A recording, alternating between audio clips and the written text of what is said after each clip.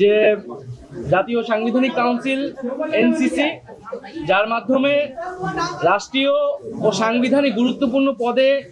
নিয়োগের ব্যবস্থাটি হবে, সেই এনসিসি প্রক্রিয়াটা নিয়ে এখন পর্যন্ত আলোচনা চলমান এবং এখন পর্যন্ত ঐক্যমতে আসেনি আমাদের হাউস। এখানে আমরা যেই জায়গাটি আলোচনা করেছি, আমরা জাতীয় নাগরিক পার্টির পক্ষ থেকে এনসিসিকে সমর্থন জানিয়েছি যখন থেকে আলোচনাটি শুরু হয়েছে। তবে এর গঠন প্রক্রিয়া নিয়ে বা এর ফরমেশন নিয়ে অনেকগুলো দলেরই কিছুটা ভিন্নতা আছে এবং সেই জায়গায় আমরাও আমাদের কিছু ভিন্ন প্রস্তাব আছে, কিন্তু নীতিগত জায়গায় এখানে অনেকগুলো দল জাতীয় নাগরিক পার্টি সহ তারা এনসিসির পক্ষে অবস্থান নিয়েছে। অর্থাৎ এই যে গুরুত্বপূর্ণ কমিশনগুলো রয়েছে বা প্রতিষ্ঠানগুলো রয়েছে, প্রধানত নির্বাচন কমিশন নিয়ে অনেক আলোচনা হয়েছে, কারণ বিগত সময়ে আমাদের অভিজ্ঞতা আমরা জানি এই নির্বাচন কমিশন বা এই ধরনের গুরুত্বপূর্ণ প্রতিষ্ঠানকে কিভাবে দলীয়করণ করা হয়েছে তার নিয়োগের মাধ্যমে। ফলে নির্বাচন কমিশন, দুদক, পিএসসি অথবা মানবাধিকার কমিশন, এই কমিশনগুলোতে কোনোভাবেই আগের যে আইন, আগের যে সিস্টেম, সেই সিস্টেমে নিয়োগ আমরা সমর্থন করি না। ঐক্যমত কমিশনের পক্ষ থেকে একটা প্রস্তাবনা রয়েছে, আমরা বলেছি যারা বিরোধিতা করছেন তাদের কাছে যদি এর বিকল্প কোনো প্রস্তাবনা থাকে যে আমাদের কনসার্নটাকে অ্যাড্রেস করতে হবে, যে এই কমিশনগুলো যাতে নিউট্রাল থাকে, দলীয়করণ না হয় এবং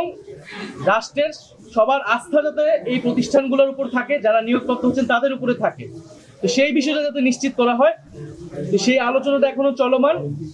এবং আমরা আশা করি যে সবাই আমাদের যে জুলাই গণ অভ্যুত্থান এবং আমাদের যে গণতান্ত্রিক রাষ্ট্রের আকাঙ্ক্ষা, সেই আকাঙ্ক্ষার প্রতি শ্রদ্ধাশীল থেকে আমাদের ভবিষ্যৎ বাংলাদেশ নতুন প্রজন্মের প্রতি সবাই চিন্তা করে আমরা যার যার দলীয় অবস্থানের বাইরে এসেও আমরা জাতির সাথে একটা ঐক্যমত অবস্থায় পৌঁছাবো। এনসিসি গঠনের অনেকেই সমালোচনা করছে, অনেকেই বিরোধিতা করেছে, কিন্তু এর বিকল্প প্রস্তাব কি হতে পারে আমরা সেই দলগুলোর থেকে জানতে চেয়েছি যে আপনারা কি আগের রাষ্ট্র কাঠামোই চাচ্ছেন কিনা, যে আগের স্বৈরতান্ত্রিক বা আগের যেই দলীয়করণ করা হয়েছে রাষ্ট্রীয় প্রতিষ্ঠানগুলোকে, যার ফলে আসলে আমাদের নির্বাচন ব্যবস্থা ভেঙে পড়েছে, আমাদের দুর্নীতি দমন কমিশন সেটা শুধু বিরোধী দল বা বিরোধী নেতাদের দমন করার একটা কমিশনে পরিণত হয়েছিল। আমাদের মানবাধিকার কমিশন থাকা সত্ত্বেও এই যে গত 16 বছর গুম হয়েছে, খুন হয়েছে, বিচার বহির্ভূত হত্যাকাণ্ড হয়েছে, একটা কথা এই কমিশন বলতে পারেনি, কারণ এই কমিশনগুলো সম্পূর্ণভাবে নির্বাহী বিভাগের